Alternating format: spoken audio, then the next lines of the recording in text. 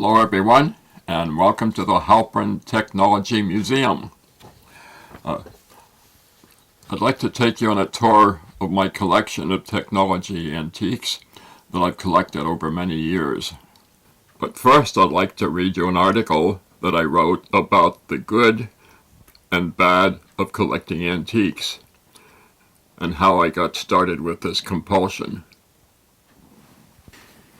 My father was a scrap dealer, a junk man, and as a child I would often ride along with him as he would pick up scrap from town residents and sell it to a local large junkyard.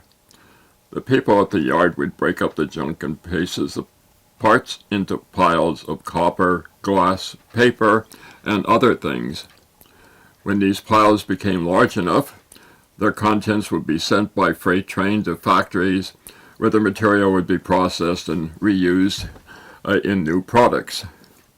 I became fascinated by some of the junk I could see in the junkyard, especially electronic items such as radios. I could be allowed to take home an old radio or two found at the junkyard. Some of these radios could be fixed up where possible into working shape, and others I would disassemble for their electronic parts that could be used to fix other radios, or I could use the parts to play around with creating electronic circuits. As I grew older, I went to the library to look up history of some of the radios and found that information to be fascinating, as they often included pictures of the people that created the radios and the factories where they were created. I started to look for and collect some of the radios with the best stories. Soon I ran into problems that all potential collectors have. I ran out of space in the small house in which our family lived. Besides, I was getting ready to go to college, where there would be even less storage. Skip ahead to after graduation. As an electrical engineer, naturally, I got married, had a family, and a home where the kids grew up.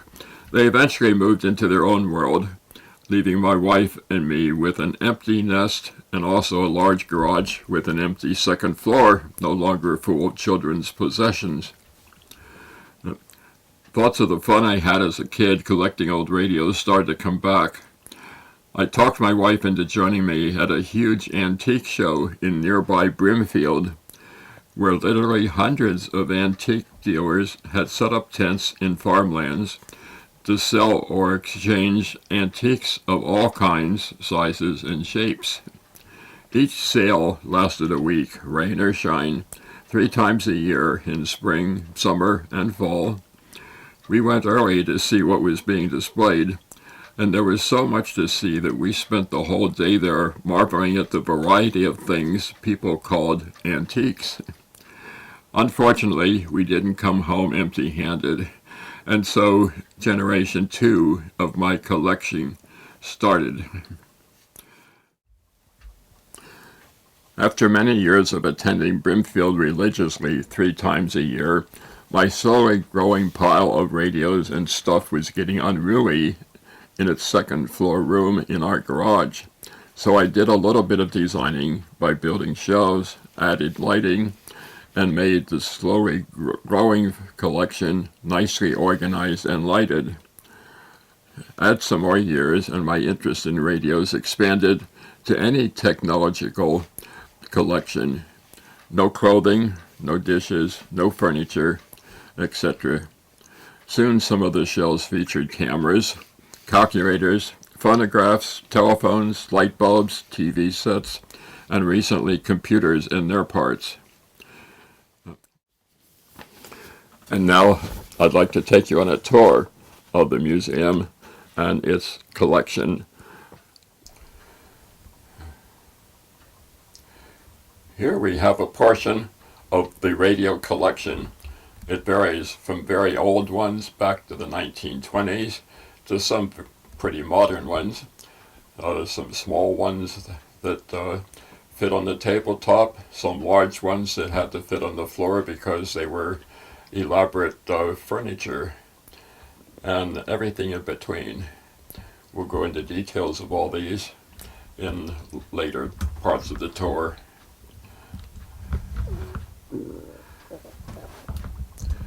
And here we have the camera collection, a portion of it, again full of things from small brownie cameras to large press cameras, and even to the instant cameras with various kinds of flash bulbs and so forth. The telephones is a major part of the collection. They came in all sorts of sizes and capabilities, from the early ones that mounted on the wall with a crank to call the operator, to some of the newer ones that fit on the tables and by the side of the bed, and all sorts of shapes that would fit kind of any decor that you needed to fill.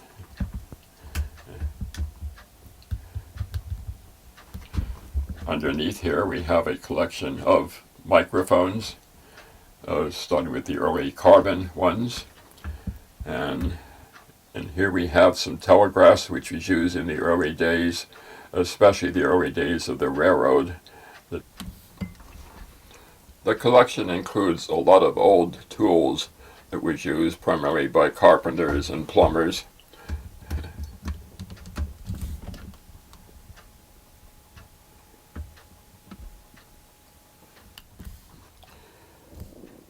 We have some modern things in the museum also. These are computers, but they're old computers, of course. We've got the first IBM PC, the first Apple II, the first Apple Macintosh. We have a lot of other early laptops, calculators, adding machines, and just a lot of early technology that's still in use today, but of course in much more modern forms. And some of those computers had a lot of electronic parts in them, and some of them were well organized and pretty, and we've got some of those in our collection too.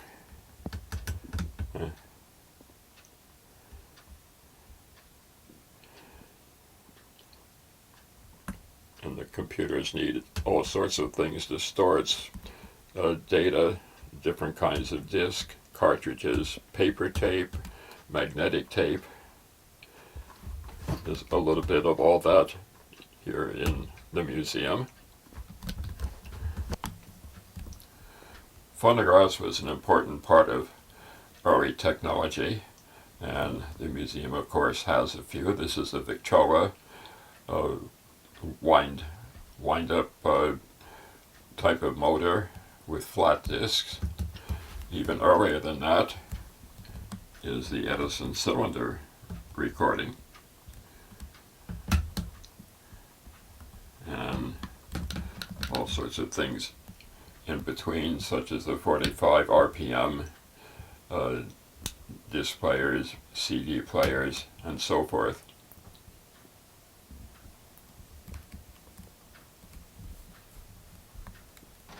This is a collection of newspapers where the front title features the big events that happened over the last 10, 20 years. And hanging up here on the ceiling,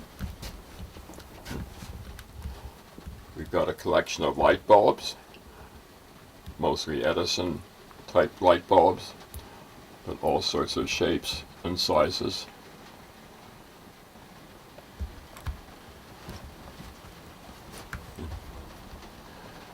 Got more newspapers. Over here in our collection, we've got cameras, movie projectors, and other odds and ends of equipment, including early hearing aids.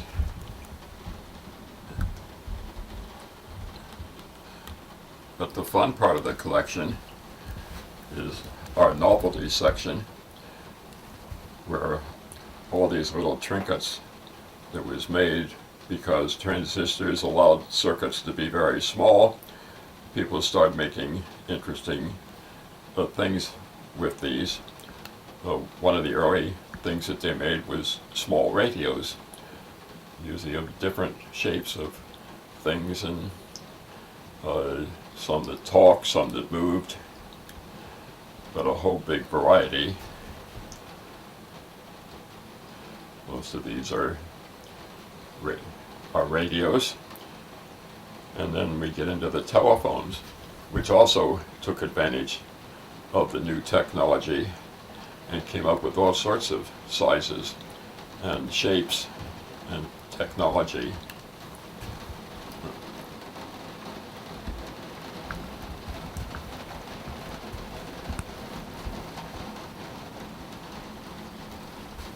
Some of these got very elaborate, like this one. When the phone rang, the band would start playing, and you picked up the top part and could actually have a full conversation. Variations of those specialized telephones.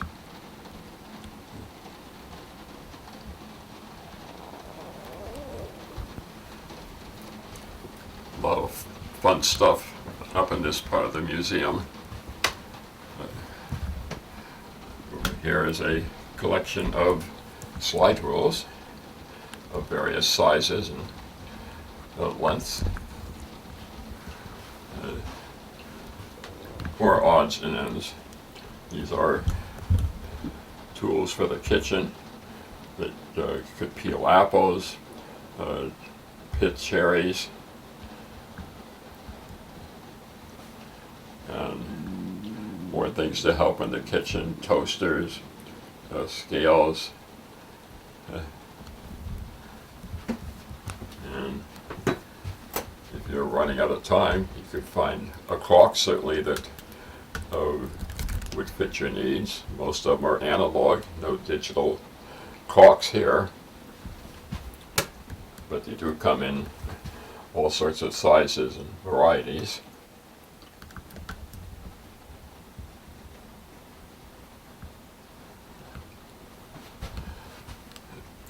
More fun stuff: noisemakers, music makers,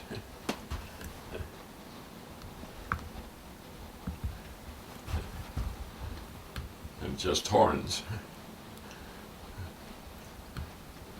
A nice collection of old bottles.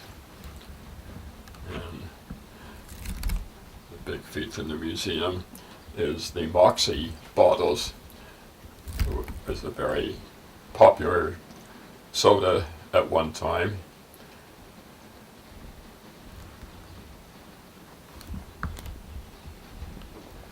And if we look around the museum, we'll find lots of little trinkets and stuff that doesn't have any category. They're just all interesting.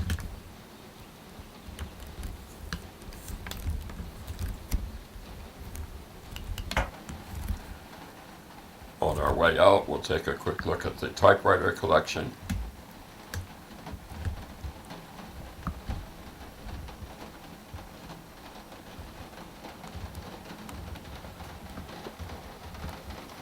And an early candy store cash register.